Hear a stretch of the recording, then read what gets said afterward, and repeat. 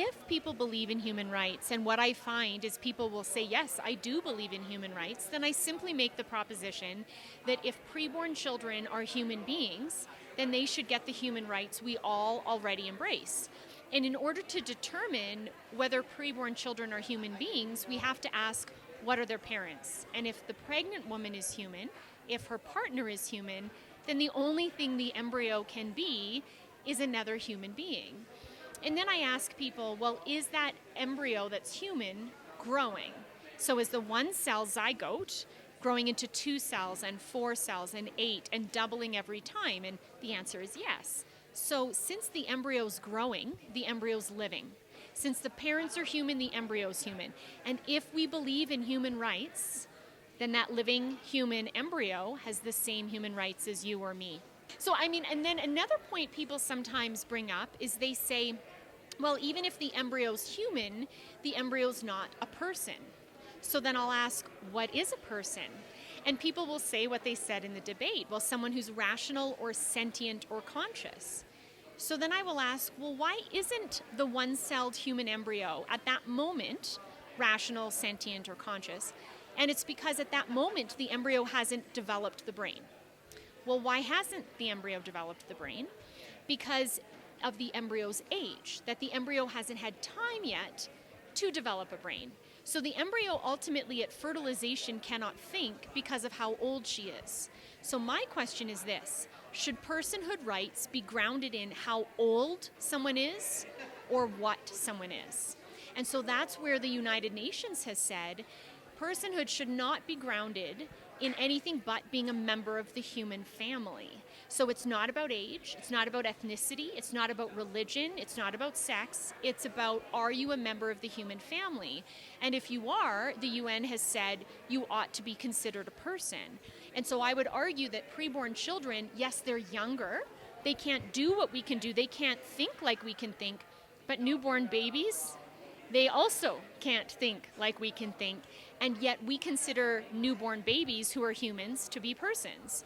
So we should consider preborn children who are humans to be persons because they have the nature to think. They just don't have the age to act on their thinking nature because they haven't developed the organs yet. And that's okay, they're just younger. So I ask, do those of us who are older have a right to kill those who are younger? So when people bring up personhood, I often make the point that the United Nations Universal Declaration of Human Rights was created after the Holocaust because it was a reaction to the terrible dehumanization of our fellow humans. And what occurred during the Holocaust was this acknowledgement that Jews might be humans, but a denial of their personhood status, this separation of human from person, and saying, oh, you might be human, but you're not a person, so I can justify killing you. And if we think about it, that's what happened during slavery. It was saying to black people, well, you might be a human, but you're not a person, so I can enslave you. So now that's what's happened, I would argue, with abortion in preborn children, is people might say, technically you're human, technically you're a Homo sapien, but you're not a person because of the embryo's age. So my point is to say, it was wrong to deprive Jews of their personhood status just because they had a different ethnicity or religion. It was wrong to deny blacks of their personhood status just because they had a different skin color. And it's wrong to deny human embryos their personhood status just because they have a different age. Because the embryo is a human person, just like you or me, just as I would never allow anyone to kill a born person, I would never allow anyone to kill a preborn person. So I would say it's never justified to do an abortion, just like it's never justified to kill a born child. Having said that, as I raised in the debate, if the woman's life is in danger, we can intervene to address the problem without doing an abortion. So if she has a tubal pregnancy, we could do a salpingectomy. If she has infected membranes called chorioamnionitis, we can do induction of labor to remove the infection from her body. But that's different from abortion, because abortion says there's an embryo or a fetus, and I'm going to kill them, not try to save them. Whereas when the woman's life is in danger, we say the woman is human, the embryo is human. I want to try to save them both. and we do everything we can to try to save them both. Certainly, I am influenced by my religion, as I think everyone is influenced by their other beliefs. And I do take my religion very seriously, and I believe that God loves the creation He made and wants us to value and reverence what He didn't just call good, but He called very good. In His creation story, it was the creation of humans that changed how He observed everything He had done in the previous days. And so because it's very good to God, absolutely it's very good to me. Having said that, if someone does not share my religious views, I think we can still make an argument that appeals to them by appealing to human rights. So there's two perspectives we can come from. Well, there were a lot of arguments I didn't have time to express. One of them was responding to my opponents who referred to abortion as health care. And I was going to break that word down and say, what is health and what is care?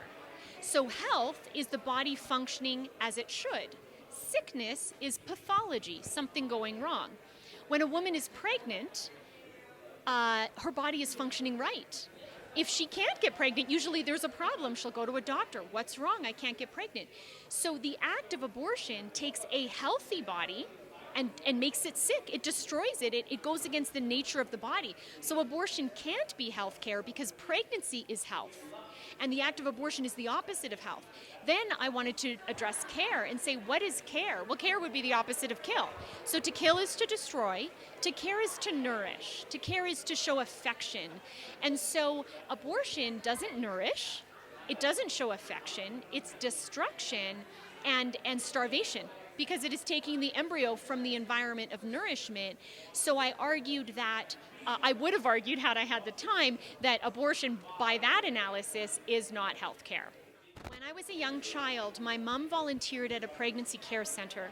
So she helped women who were in crisis pregnancies, and when they gave birth, she would go to the hospital and bring them flowers. So as a young child, I knew there were women who faced unplanned pregnancies, who were considering abortion, and my mom helped them become mothers. And so that left a big impact on me. And also, I just was a passionate child, and so when I learned what abortion did to preborn children, how it dismembered their bodies, I thought, this is wrong.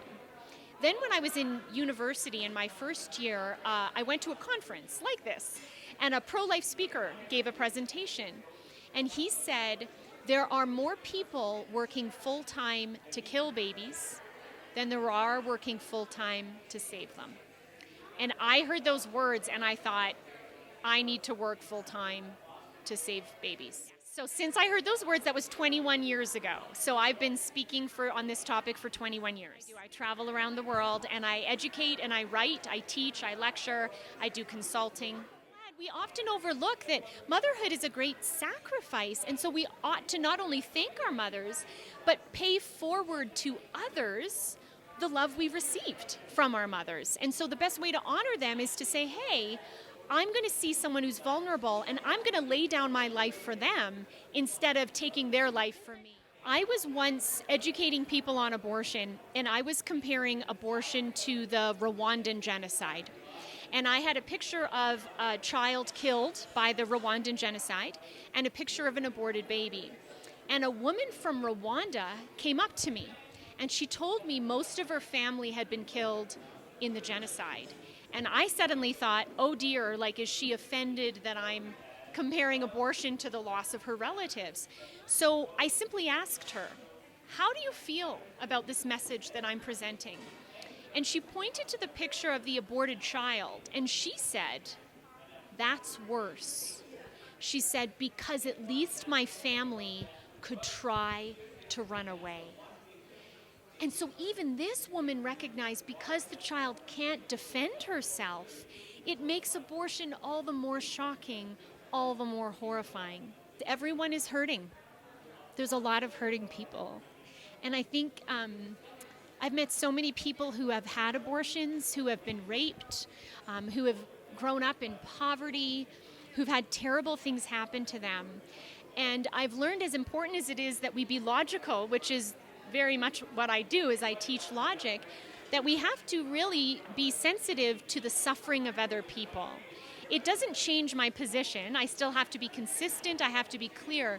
But my work has really taught me that a person's personal experience with having had an abortion, or perhaps helping someone get an abortion, can cause them to defend abortion and be less receptive to the pro-life message. So I've learned that I need to balance intellect with emotion and be able to hear their story while presenting mine.